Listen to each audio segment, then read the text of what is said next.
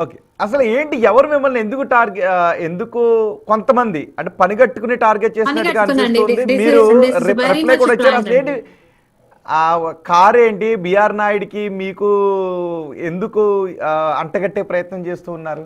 అంటే నేను కారు కొనుక్కొని జూన్ లో కారు కొన్నానండి. జూన్ లో హ్మ్. కారు కొన్నప్పుడు నేను షోరూమ్ లో నాకు రెడ్ కలర్ అంటే చాలా ఇష్టమైన, నేను ఎప్పటి నుంచో ఆ రెడ్ కలర్ కొనుక్కోవాలనుకుంటున్నాను. అది కూడా హ్మ్. తప్పైతే చెప్పానండి.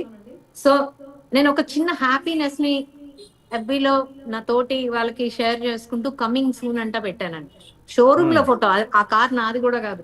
షోరూమ్ లో నేను ఇంకా అప్పటికి కొనలేదండి. షోరూమ్ లో హ్మ్. ఫోటోని తీసుకొచ్చి కమింగ్ సూన్ అని పెట్టిన ఫోటోని తీసుకొచ్చి పైన నా అకౌంట్ ని అంతా కట్ చేసేసి ఆ ఫోటోని డౌన్లోడ్ చేసుకుని ఆ ఫోటోని తీసుకొచ్చి అక్కడ పెట్టి పైన హ్మ్. వాళ్ళకి నచ్చిన స్టోరీ ఒకటి రాసేసుకున్నారు.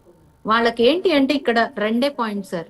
ఒకటి బిఆర్ నాయుడు గారు, రెండు రేణుకా శెట్టి, రెండు హ్మ్. సింగిల్ బుల్లెట్ కి పసక్కనే వెళ్ళిపోవాలని చెప్పి మటాష్ అయిపోవాలని చెప్పి వాళ్ళు ప్లాన్ చేశారు.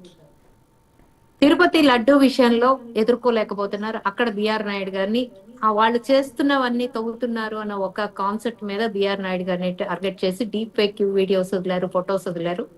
నేను అదే ఫొటోస్ పెట్టి ఆ మీరు ఇప్పుడు వెళ్ళినా చెక్ చేసుకోవచ్చు. నేనేం అందులో బూతులు వాళ్ళ, నేను ఇంకోటి ఏం వాళ్ళ.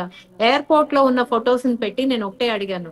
ఎయిర్పోర్ట్ లో దిగినప్పుడు ఒక డ్రెస్సు, కార్ ఎక్కుతున్నప్పుడు ఒక డ్రెస్సు, హౌ అని పెట్టానండి. దానికి సమాధానం చెప్పండి. దాని కిందకెళ్ళేసి కూడా చాలా బూతులు తిట్టారు. చాలా అంటే